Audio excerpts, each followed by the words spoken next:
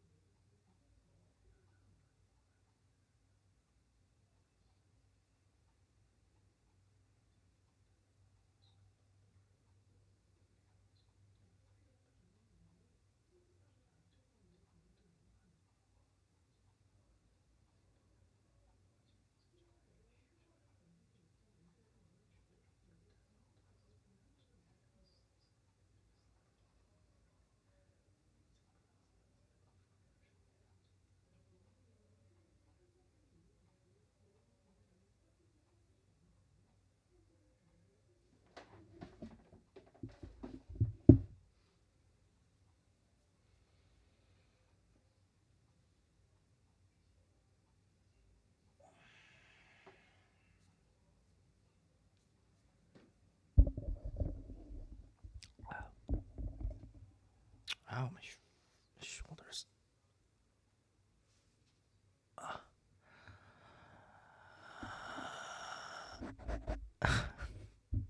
I want to read something to you guys.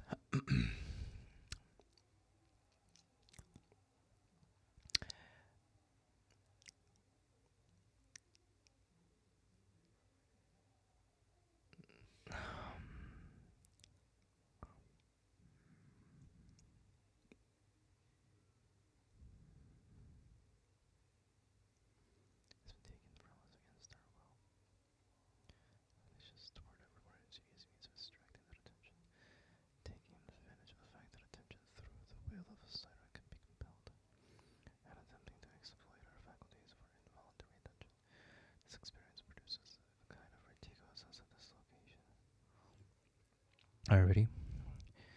In describing this experience, Bo Burnham, a performer who has made a critique of the attention age the central focus of his work, uses the metaphor of colonization. We used to colonize land. That was the thing you could expand into. And that's where money was to be made, he says. They are now trying to colonize every minute of your life. They're coming for every second of your life. A clip of Burnham making this point at an event went viral around the same time Elon Musk bought Twitter. The video was clipped and then embedded in a tweet, and the tweet racked up hundreds of thousands of likes and was seen by millions of people, which means it generated a huge amount of engagement, which Twitter could then monetize through ads. Every slice of our attention is an opportunity for furthering that same process of commercial attention capture.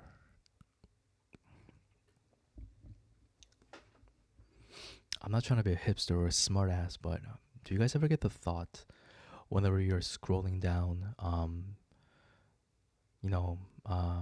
copious amounts of reels, shorts?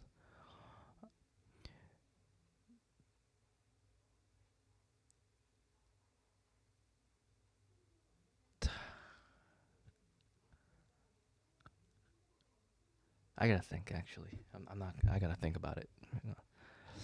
I'm not. I don't have anything. Never mind. Crucial feature of alienation for Marx and many of the theorists who followed is a sense of isolation.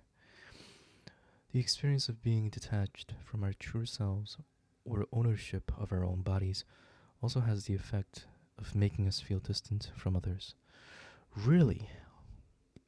For Marx, this had a very immediate practical consequences. Each worker understood their plight as an individual ordeal, not as the outcome of capitalism. And so collective action, workers of the world unite, was the necessary first step.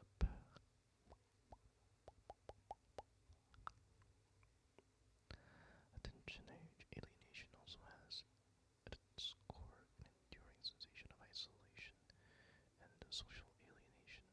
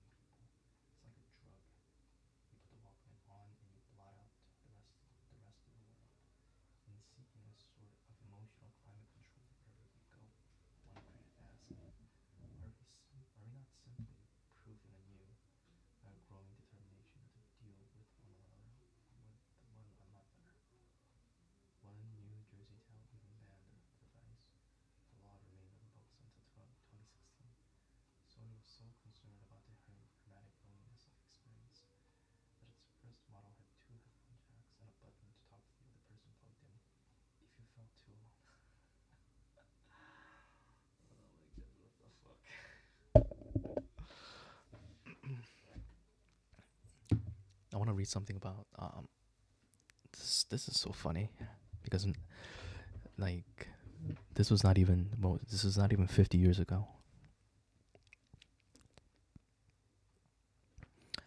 It's about the Walkman, Sony Walkman. Here it goes.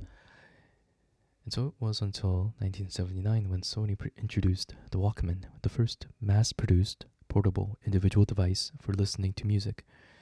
The device was the brainchild of Sony's legendary co-founder Masaru Ibuka, who asked Sony engineers to create a portable player in order to listen to in order to listen to opera,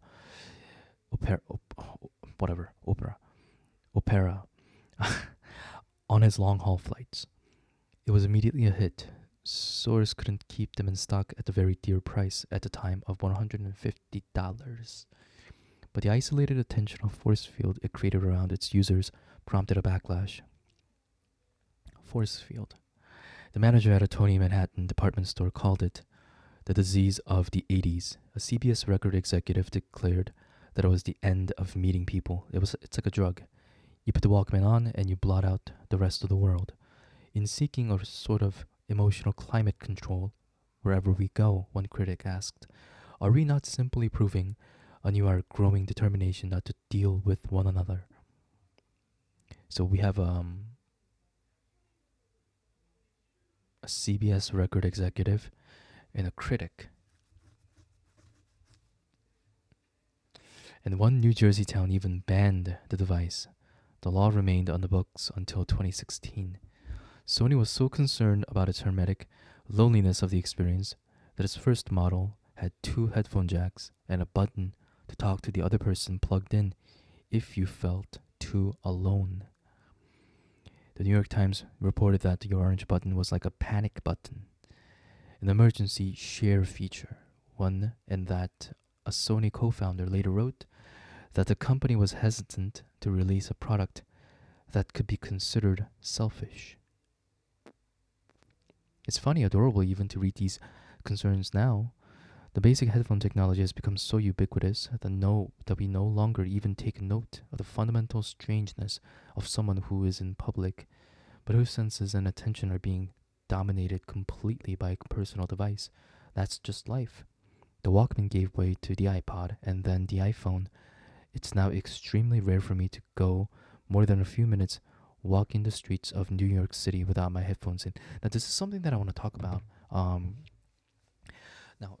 This kind of, I don't know how much it connects, but I feel like the proliferation of social media and how ubiquitous, how ubiquitous it can be to literally just meet anyone new, right? To see a new face, or to read about someone, or to hear someone talk about something on YouTube or TikTok or anything. I feel like the process has slowly but surely started embroidering this invariable thoughts that people are disposable, that people that you see on the internet, or any opinion or anything for that matter, if it's not if it's not quote unquote entertaining to you, you just sort of either brush it off, or you don't spend a few more seconds thinking about what this person is saying. You just kind of, brush over it. And my feeling is that process is only going to get worse in the coming 5 or 10 years. It's really strange.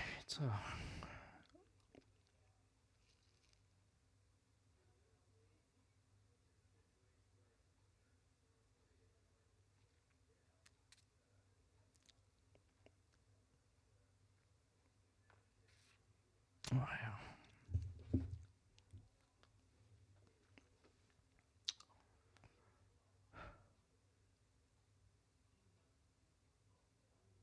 I'm genuinely surprised though. Why? I mean, for Christ's sake, if if I love something, if I love listening to, let's say, classical music, um, and you know, it would have been it's huge. Think about it. If you if you want to hear, let's say, classical music, and let's say for a certain sonata or piano concerto, if you want to hear a specific movement, not just the entire movement, but a specific movement from this piano concerto or from the sonata, well, you can't do it unless you go into a concert and then you hear hear the thing in its entirety. I mean, it's unfathomable for me right now because I was born in a generation where I have the option to choose, right? So it just just doesn't dawn on me just how incredible that is. Um, it's like for instance, I have two arms, right, and I have 10 fingers. But then if I was born with one arm and if I grew up with one arm until like I was in my teenage years, and then a new medical discovery came, um, um, was a medical breakthrough was found or discovered, and then they were able to grow my arm, and then I now have two arms and 10 fingers instead of one arm and 5 fingers. Only then I would truly understand how lucky and how fortunate and how just amazing it is to have two arms instead of just one, right? That's me personally. Um, Now, if it was me back in this time, like the me right now, I would have been ecstatic. I would have been, like, holy crap, I can download a 50-minute piano concerto and I can listen to any movement at any time, wherever, whenever. Oh, that was redundant. I said anytime and whenever. I mean, it's crazy, right? But then we have, like, I'm just genuinely confused how people oversaw that, and then they decided to criticize it by saying something like the end of meeting people. It's like a drug. Wouldn't it? I don't know. Wouldn't it, in your opinion, kind of motivate people to listen to more music and have the experience to talk about more music? I don't know.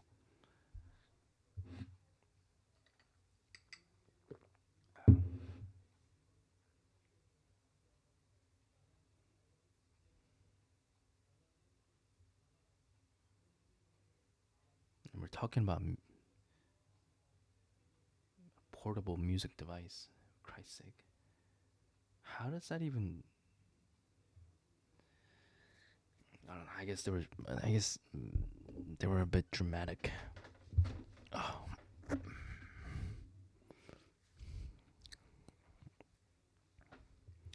I'm surprised though. I thought Sony would have had a different. Well, actually, yeah, it's in the freaking 1970s, 80s.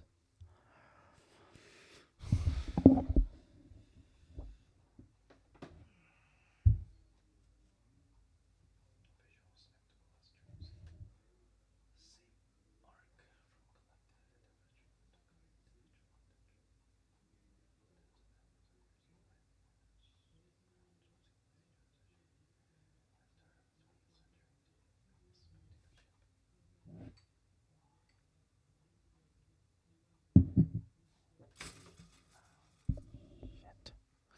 It's also kind of This is just completely out of topic, but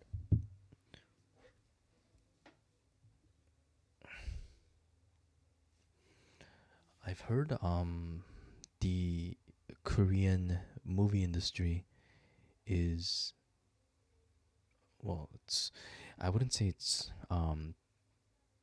doing poorly, but it's definitely heading in that direction. I heard the 2014 market was not healthy, was not good. Um, that's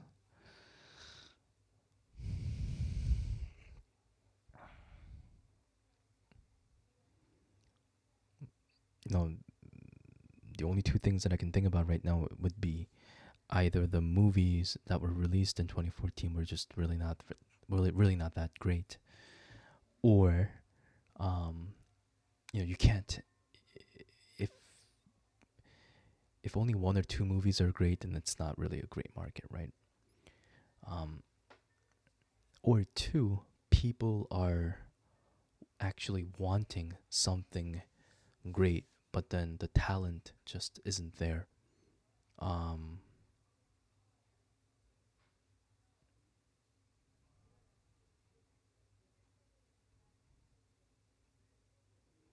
yeah, I don't know which one. It's more which one is more responsible. Talent, I mean, not just the actors and the actresses, but I'm talking about the story as well, the director.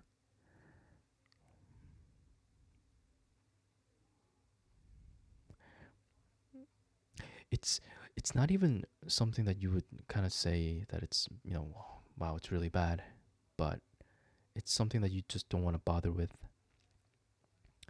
because at the moment, you feel that it's just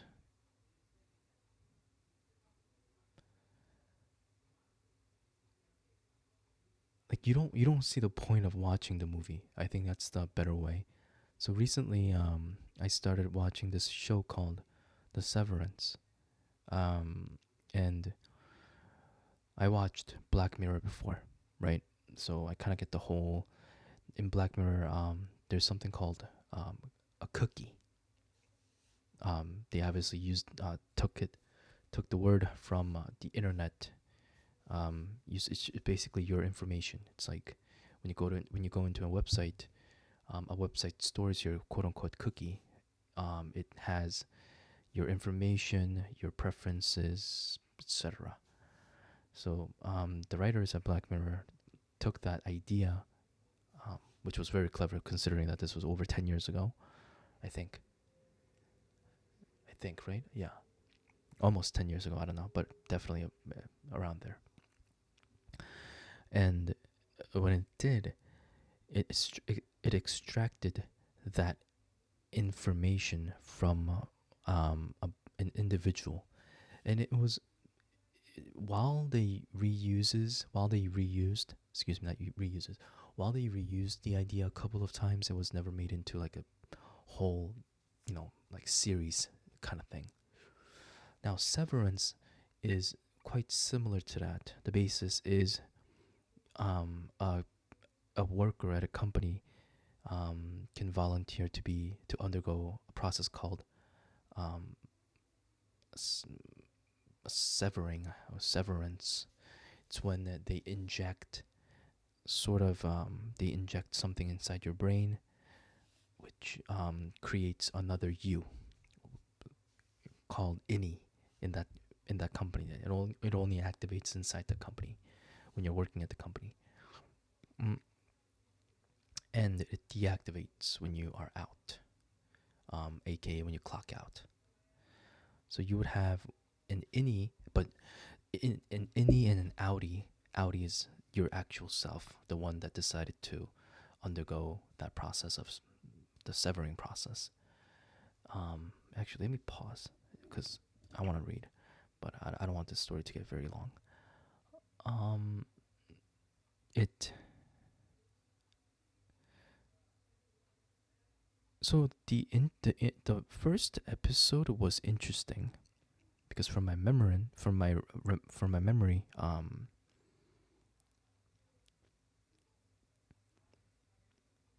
we don't know the work that these people do, and you are entertained with the idea of how the writers are gonna play with that idea, toy with that idea of, well, we have a bunch of people working at this unknown company at the severed floor. It's kind of weird, what kind of story could they be writing about? It's not just one worker, but we're introduced to four workers in a floor in this department. Um, I guess it just revolves around, like the despair that the innie gets from not remember. Oh, they don't remember their they don't remember. This is I don't remember if they talked about this part. I don't I if I remember correctly, it's because they want to make them work as efficiently as possible. They don't remember their name. They don't remember specific details of their mother, their parents. Um, they have no huge recollections. I guess it's to eliminate um, the feeling of wanting to get out of there. They don't remember their lover. I think was one. They don't remember their. Um, they feel it, but I don't know if they remember their sexual orientation, like their not orientation, sexual preference. Um, but yeah, the first episode I thought was entertaining. I thought it was. I was like, okay, I'll give it a try. But then as the show went on, it just I was seriously wondering why did they make like what's the point of this show, right? Like I didn't understand. It just wasn't my thing because their main point was how I think at the end of the first season, I think their main point was how they were saying all these good things about the people that underwent the process of severance, and then the innies, the other versions were doing well and were happy when they were working. You know, if you, it's like what can you get out of that? Like what can you, I mean? I'm not a writer. I'm not. I don't work. I don't get paid money to come up with ideas. But right now, I can just. I don't think the show made such a good impact on delivering that to an audience member, which is me. Like I didn't have like that want of wanting to return to the show. Also, I didn't agree with some of the acting done by some of the members. Um, it was just it was just strange. But the thing I wanted to talk about was maybe if I really did, if I spent my time rewatching it again, maybe trying to get ideas, maybe I would think that, oh, okay, that's why they did that, or maybe some puzzle pieces would come together. But I don't want to be bothered. I don't want to waste any more. I don't want to waste more time to kind of get convinced because the show is just not worth my time in the first place. That's the kind of thing that I wanted to talk about to connect how we stop, in my opinion, how the proliferation of how just anybody can do anything, right? Anybody can make content. It doesn't have to be. It doesn't have to contribute, but we all have this desire to essentially gain attention, right? We want people to pay attention to us. I guess um, the one to feel, the one to be desired. So I think that will ultimately render people to be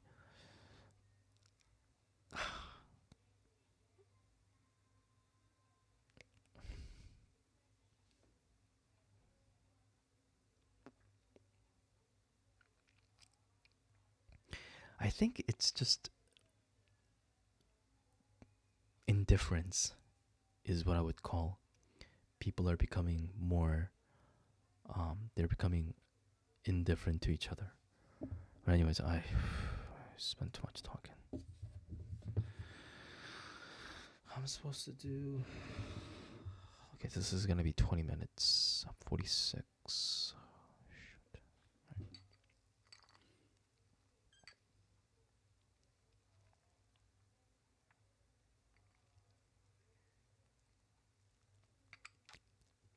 Shoot.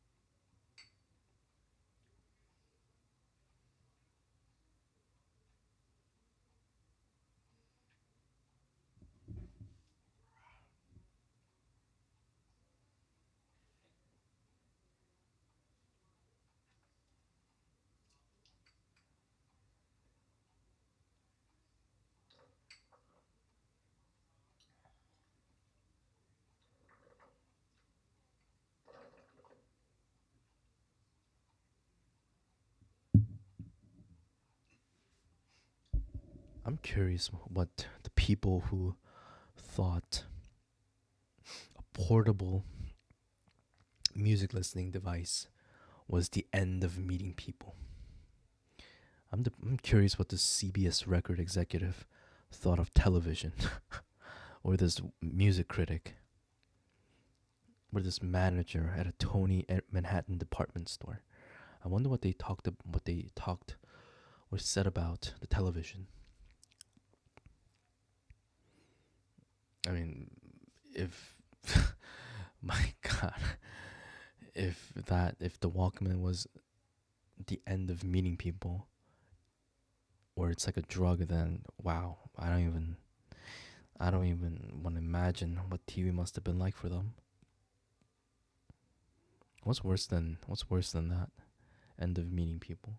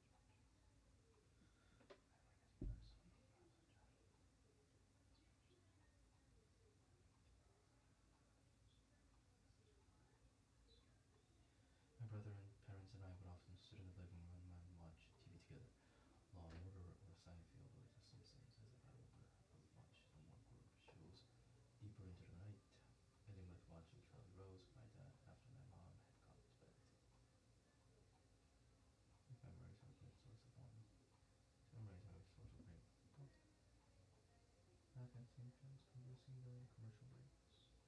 This was a form of paying attention together that functioned as a kind of social lubricant, especially during the teenage years when making conversation with one's parents can be a bit of a lift. Even if our attention was on the screen, it was on the screen together, which meant we were together. The advent of screens, tablets, smartphones, cheaper flat screen TVs, and putting multiple phones changed this behavior. Like listening to music on a Walkman and now our phones, paying attention to motion picture scenes from a family experience to an individual one. During screen time, each of the children is on an individual device, each watching something different, each paying attention alone. I know I sound wistful and nostalgic and more than a little Luddite with this shtick, and I don't want to slip toward that too much, because there's another part of this story, which is that the watching together model was also what gave rise to what we might call broadcast culture, broadly shared cultural references for tens of millions of people who are all paying attention to the same thing. It's not like that kind of culture is inherently superior to narrowcast culture, and indeed the huge swaths of Americans, people of color, queer folks, immigrant families, the near total lack of representation is itself alienating in a different direction. Proliferation of screens allowed for what coincided with the proliferation of different things to watch. What could be viable? What could be viable if you had to get only one person in your family to watch it as opposed to everyone? The inexorable. What could be viable if you had to only get one person in the family to watch it as opposed to everyone?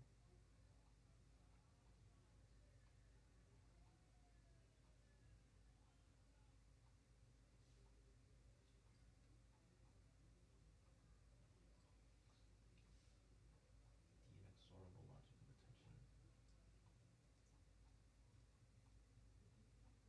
drives toward attention.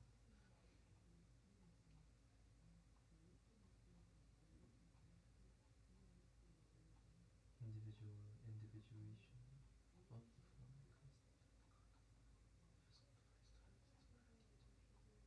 Physical device ties its screen to TV screen, tab to tablet, iPhone is what there was in taste. Physical joint, pelican instance of cultures. The conclusion of this process, control from individuation, is defeated and scrambling.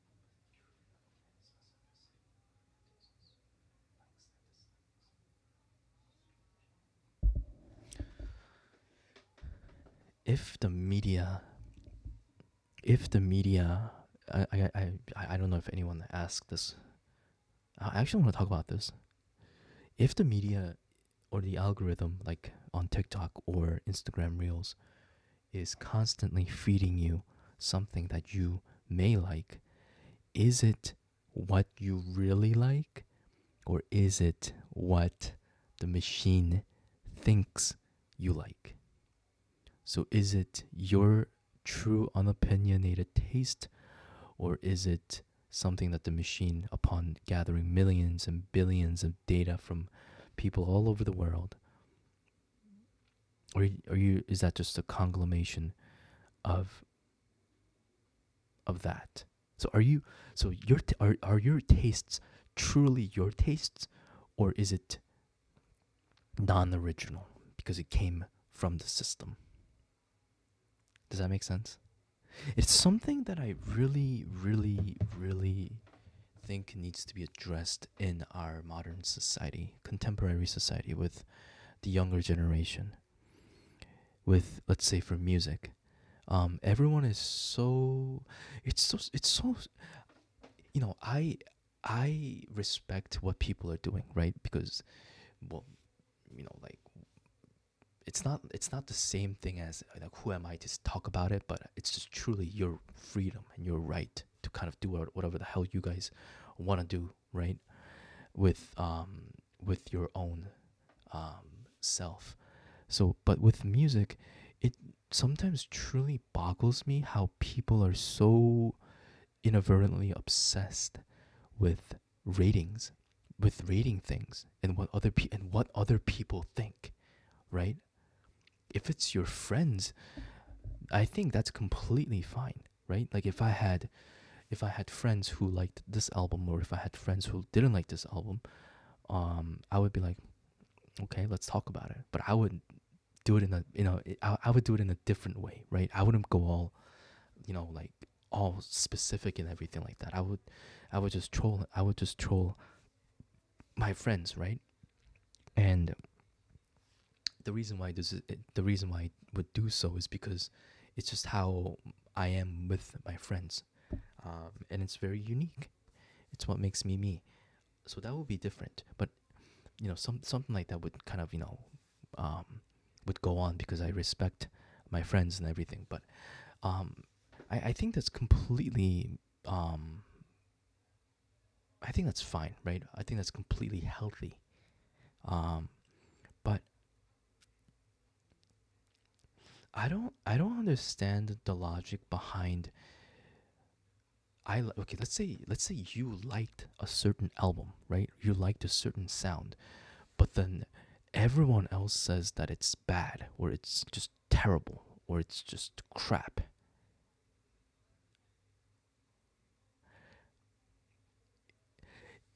It's okay to recognize that your tastes are differ from a lot of people, right? It's okay to recognize that, because that's literally what it is. You're seeing color red while everyone sees blue, and you may want to kind of investigate why that is so. But with the knowledge and confidence in believing that you are seeing red. Okay, maybe that was a bad example, because that is so like that. It's like you have 5 fingers or you have 6 fingers.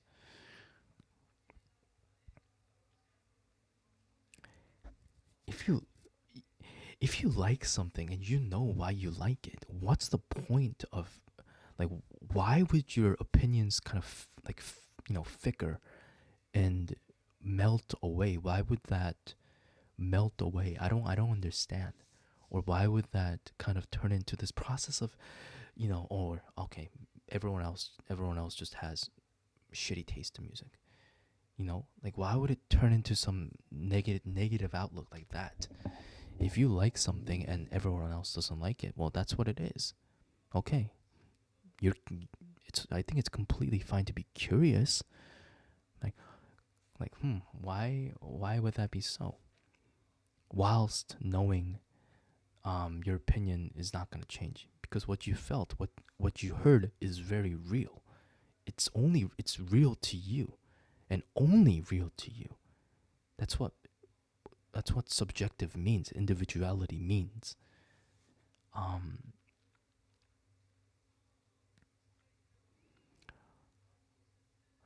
with the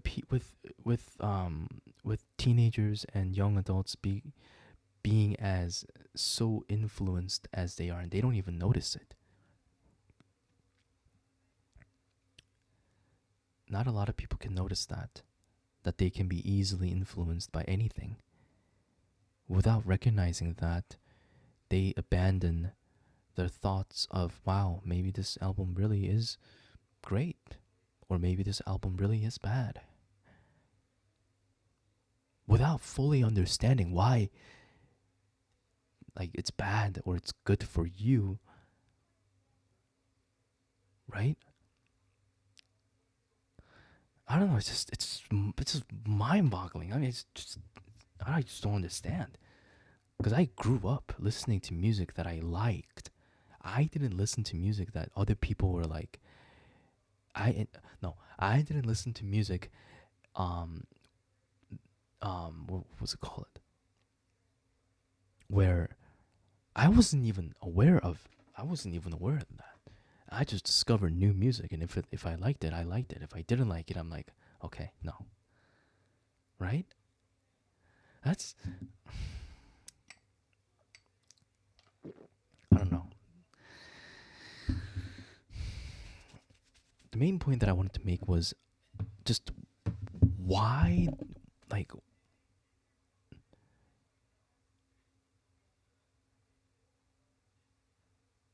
not why. It's just a very unhealthy thing that I've been seeing a lot in social media with regarding to anything that can be subjective in arts. Um, it's just something very negative. I don't know, because you're literally making a connection, whether it be for your taste or not, quote unquote, good or bad. You're making your own very individual, subjective, you know, thoughts on it. Like, why the hell would other people's thought, like, opinions, make you change that? It's just mind-boggling. I babble too much. All right. Anyways, I'll talk to you guys and um, go to the next video.